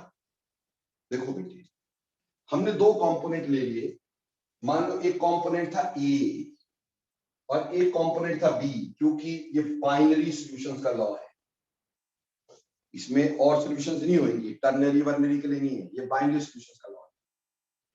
तो एक component ए है, दूसरा component B है। जो कंपोनेंट ए है उसका बेटा मान लो प्योर स्टेट में प्रेशर, जब वो प्योर था PA डिग्री था, जब ये प्योर था तो उसका प्रेशर PB डिग्री था। अब हमने इन दोनों को मिक्स कर दिया, जब इन दोनों को मिक्स किया एक सॉल्यूशन बना दिया, उस समय मोल फ्रैक्शन इसका मान लो XA आ गया और इसका मोल फ्रैक्शन XB आ गया। ठीक ना, अगर मैं इसका प्रेशर देखना चाहता हूं, ठीक, जैसे मतलब समझ लो कि ये एक वेसल था, अब इस वेसल में बेटे मैंने एक लिक्विड डाल दिया, ठीक है जी, ये ए है, ये लिक्विड ए है, और इसी में बेटे मैंने एक लिक्विड और डाल दिया, ये मान लो बी लिक्विड है। दोनों ही वॉलेटाइल है, दोनों उड़ सकते हैं, तो बेटा यहां पे ये भी इवेपोरेट होगा, यानी यहां पे इवेपोरेशन में ए भी होगा और बेटा ये भी इवेपोरेट होगा, यहां मॉलिक्यूल बी भी होगा। तो यहां जो प्रेशर होगा उस प्रेशर में ए भी होगा, प्रेशर ऑफ ए भी होगा प्लस प्रेशर ऑफ बी भी होगा। This is called as partial pressure और वेपर प्रेशर या partial vapour pressure of A, and this will be called as partial vapor pressure of B. तो according to this law, ये कहता है कि PA यानी vapor pressure of A will be equal to mole fraction of A into PA degree. Mole fraction of A into PA degree. और इसको बोलता है, अगर PB देखोगे तो it is P mole fraction of B, ठीक, into PB degree. तो Rawls law कहता है अगर वॉलेटाइल फ्लूइड है, दोनों के दोनों, फ्लूइड भी सॉल्वेंट दोनों ही वॉलेटाइल है, तो कहता है vapour pressure of a component at a given temperature is equal to product of its mole fraction and its pressure in pure state. Pure state में उसका कितना प्रेशर था? into its mole fraction. समझ में आई बेटे बात? क्लियर? और यहां पर हमने बोला PB is equal to XB into PB degree, यानी कि अगर हम B का निकालेंगे तो मोल fraction of B into pressure of B in pure state आएगा। अब सॉल्यूशन में तो यहां टोटल प्रेशर होगा, तो P टोटल जो कि सॉल्यूशन का है will be PA plus PB।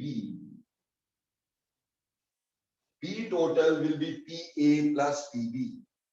That means P total, PA की वैल्यू है XA into PA degree plus XB into PB degree, ये P टोटल आ जाएगा। पहले बोलो यहां तक समझ में आया कि नहीं आया? जल्दी यस बोलो।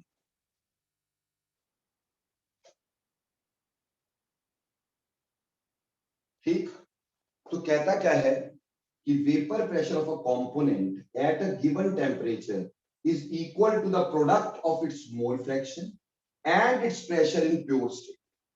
प्योर स्टेट में इसका जितना प्रेशर है, ठीक है जी, और जितना इसका मोल फ्रैक्शन था सॉल्यूशन में, ठीक, उन दोनों के प्रोडक्ट से हमारे पास क्या निकलेगा?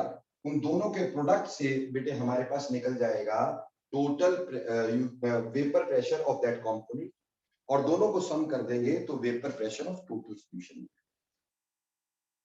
अब बेटे यहां से आगे थोड़ा ध्यान दें, हमें ये पता चल गया कि P टोटल यानी P ऑफ सॉल्यूशन लिख देता हूं, will be equal to PA degree XA plus PB degree XB।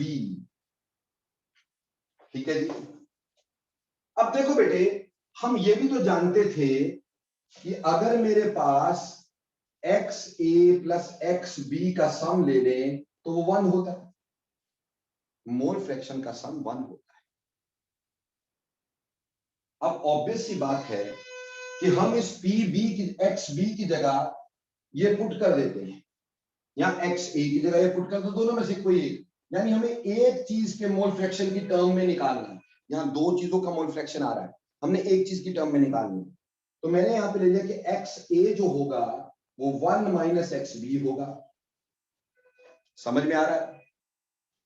इसको अगर आपने 1 लिख दिया तो पुटिंग इन 1, जब इसको 1 में पुट करेंगे तो P of solution is equal to PA degree into 1 minus XA plus PB degree into XB। ठीक है बेटा? सो P ऑफ सॉल्यूशन जो होगा वो होगा PA degree minus PA degree XA plus PB degree, यहां पे XB होना था, ठीक, XB। सिर्फ हमने XA की वैल्यू पुट की है, यहां पे भी XB, यहां पे भी XB, XB can be taken common, तो P of solution can be equal to PA degree minus PA degree plus PB degree into XB। XB मैंने कॉमन ले लिया, XB मैंने कॉमन ले लिया। ये एक कंपोनेंट की टर्म में है। अब इस पे कंपटीशन में क्वेश्चन आ गया, ठीक, हालांकि मैं ग्राफिकल स्टडी बाद में करवाऊंगा, बट येट इस पे कंपटीशन में क्वेश्चन क्या आ गया कि आपको कहा कि इफ ग्राफ इज मेड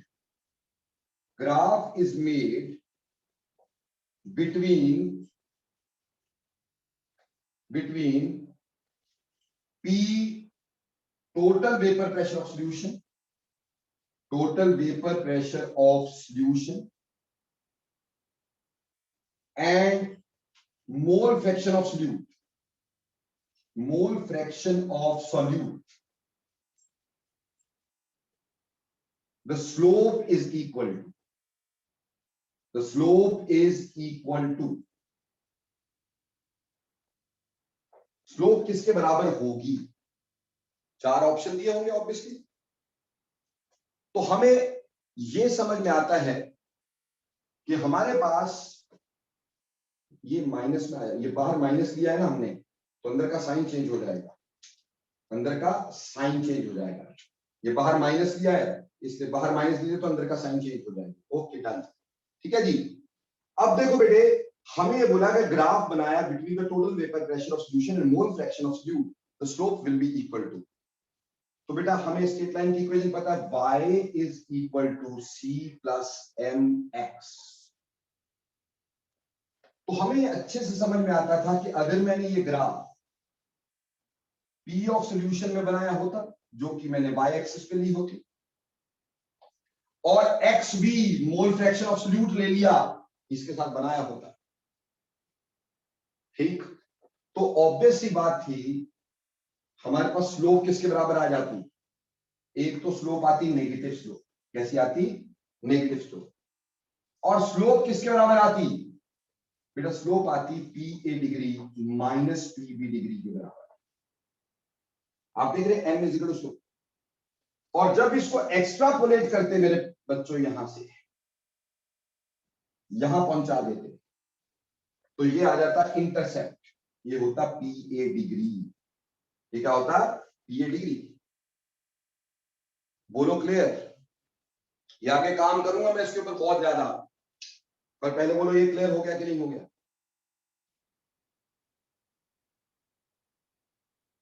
तो बेटे सबसे पहली बात कि हमारा लॉ क्या बोल रहा है? लॉ बोलता है vapour pressure of a component at a given temperature is equal to the product of its mole fraction and its pressure in pure state। अगर दो कंपोनेंट है A और B, तो उसका प्रेशर अगर देखेंगे its mole fraction and its pressure in pure state। अगर इसका देखेंगे तो its mole fraction and its pressure in pure state। दोनों को ऐड करेंगे तो टोटल प्रेशर आएगा। एक टर्म्स में निकालना होगा तो ऐसे निकल जाएगा, किसी एक की टर्म में, B की टर्म में, आप चाहते एक ही टर्म में भी निकाल सकते थे। तो आपको यहां पे x भी निकालना था 1 माइनस एक्स ए, तो वो पुट कर देना था भाई, ठीक। ग्राफिकल स्टडीज की बात में पकड़ते हैं। पहले इस लॉ को समझने के लिए, इस लॉ को समझने के लिए हमें इसकी न्यूमेरिकल स्टडी करनी होती है, पर फिर भी न्यूमेरिकल स्टडी डेफिनेटली हम करेंगे, ठीक। पर उसके लिए बहुत सारे न्यूमेरिकल करने हैं, तो थोड़ा सा विराम लेके पहले हम इसका ग्राफ पढ़ेंगे। Graphical study of Raoult's law. एक ग्राफ आज, बाकी अगले दिन। ग्राफिकल स्टडी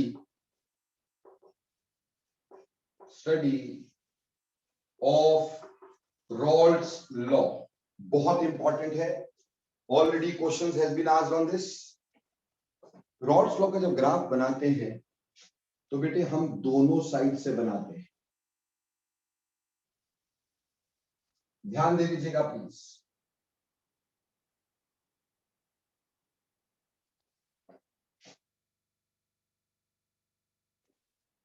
देखो बेटा, इधर मैंने क्या लिया, XA ले लिया 1, मोल fraction of A1।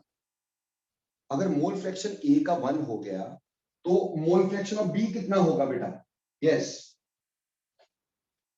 Miss Saanvi, अगर मोल फ्रैक्शन A का 1 है तो B का कितना होना चाहिए?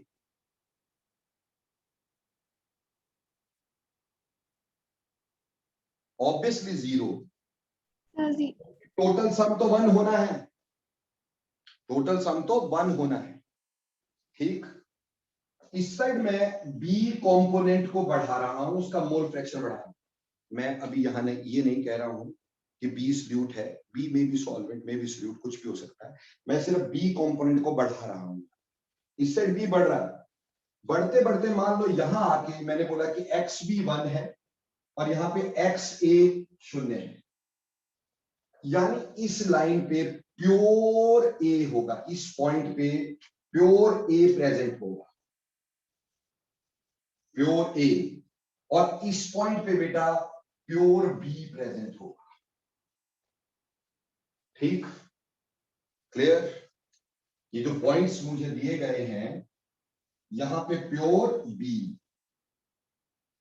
अब इस साइड में वेपर प्रेशर ले रहा हूं, इस साइड में वेपर प्रेशर ले रहा हूं।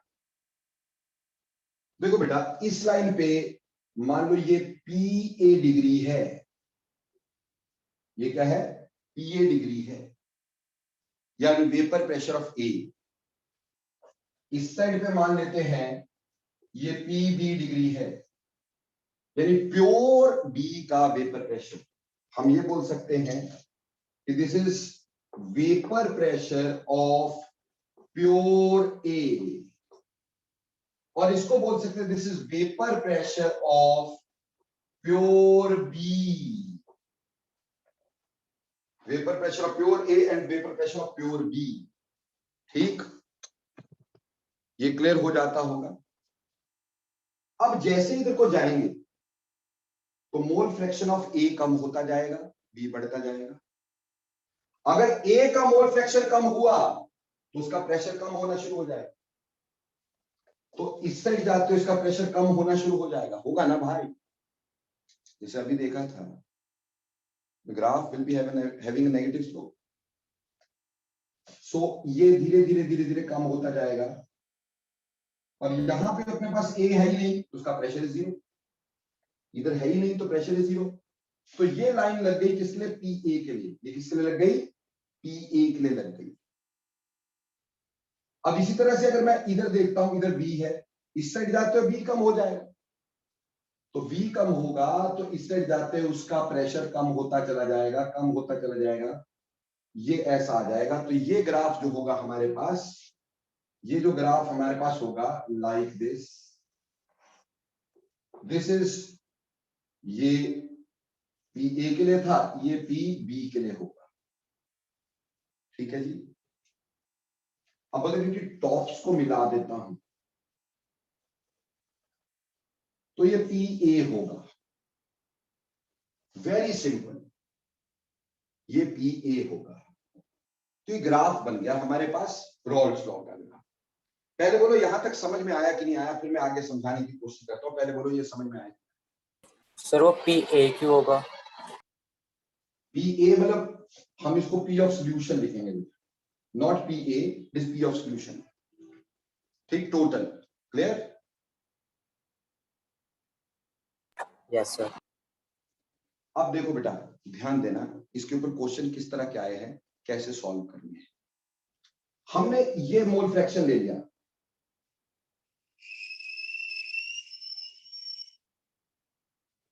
ये x भी ले लिया। बेटे यहां पर ये ग्राफ B को काटा है, तो ऑब्वियसली ये वेपर प्रेशर ऑफ B रहा होगा एट मोल फ्रैक्शन दिस। तो इसको अगर मैं यहां जोड़ देता हूं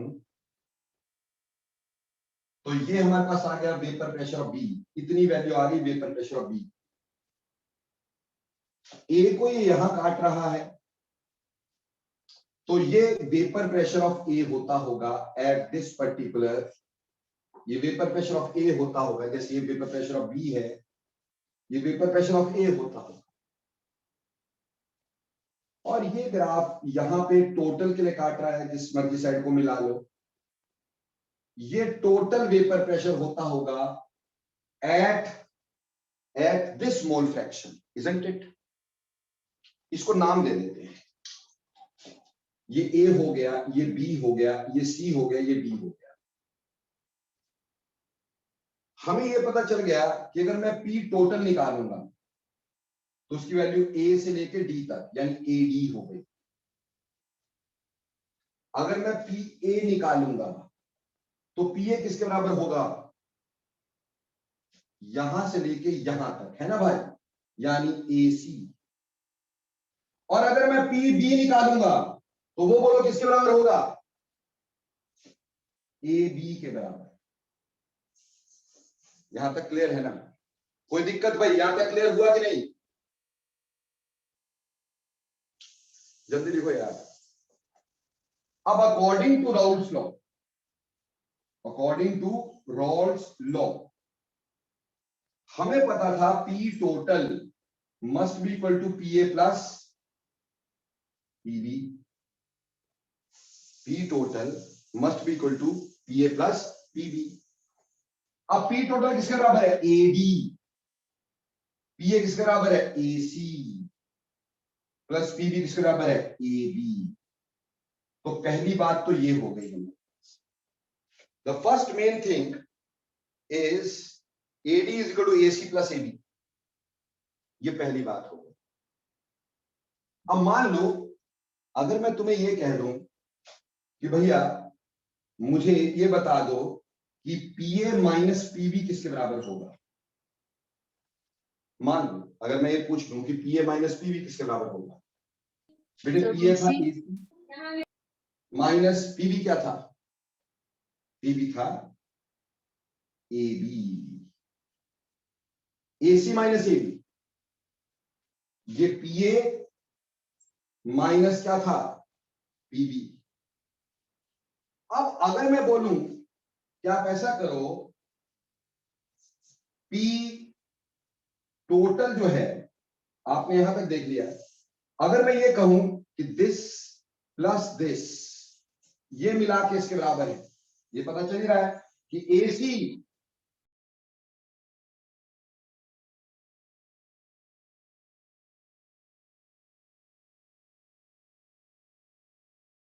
AB plus AC is equal to AD के बराबर होगा। होगा कि नहीं होगा भाई? होगा ना भाई? कोई दिक्कत? हमें यह भी समझ में आता है कि अगर इसमें से AD में से मैं AC को माइनस करूं, ठीक, अगर मैं AD में से AC को माइनस कर दूं तो किसके बराबर आएगा? AD में से AC माइनस हो गया तो CD आ गया कि नहीं? Will be equal to CD और नॉट? पूछते रहना नहीं आए तो, क्योंकि बहुत इंपॉर्टेंट चीज है। ठीक, ये CD के बराबर है। ठीक, यानी यहां से ये माइनस कर दूं तो बेसिकली देखा जाए इसका मतलब मैंने P टोटल में से माइनस क्या कर दिया है? PA। ठीक, तो वो होना किसके बराबर चाहिए? वो होना चाहिए था PB के बराबर, क्योंकि P total is equal to PA plus PB। तो P total minus PA must be PB। तो PB CD के बराबर भी निकल आया और PB AB के बराबर भी है। इसका मतलब दूसरी कंक्लूजन हो गई कि AB is equal to CD। यानी ये पार्ट ऑफ ग्राफ ध्यान से देखना, ये वाला पार्ट ऑफ ग्राफ और ये वाला पार्ट ऑफ ग्राफ, ये दोनों बराबर हैं, ये दोनों बराबर हैं। तो ये दूसरी चीज आ गई। और इसका मतलब हम इधर AB की जगह CD भी पुट कर सकते हैं, तो AD is equal to AC plus CD। AB की जगह क्या पुट कर दिया आपने? CD। बेटे आपसे क्वेश्चन कैसे पूछा है, ये क्वेश्चन एडवांस में आया, मोर देन वन चॉइसेस में। आपको ऐसे ग्राफ बना के दे दिया, बोला which of the following is true. एक दे दिया AD is equal to AC plus AB, दूसरा दे दिया AB is equal to CD, और तीसरा दे दिया AD is equal to CD plus AC plus CD। मैंने ये प्रूव करके दे दिया तुम्हारे को। ये सारा कुछ समझ में आया कि नहीं आया? यस और नो क्विकली बोलना।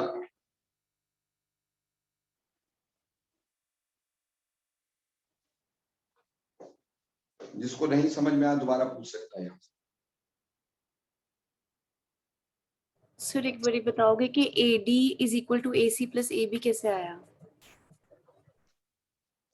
AD इज इक्वल टू ये वाला। Yes sir. बेटी ये तो बेसिक बात है।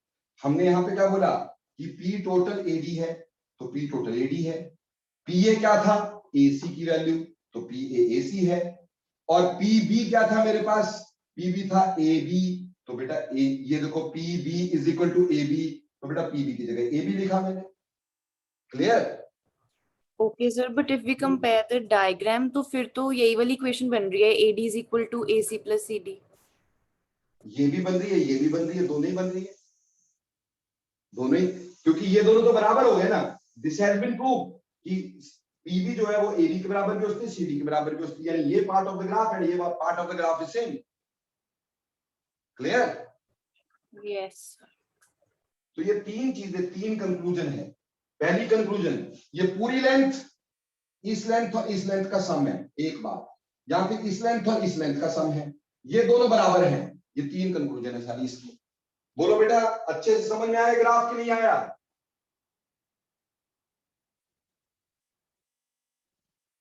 ठीक, इसको एक बार फिर से ध्यान से घर पे दोबारा करना, नहीं आया दोबारा बता देना, दोबारा बता देना, क्योंकि क्वेश्चन छोटा सा होता है, नंबर 4 होते हैं बेटा।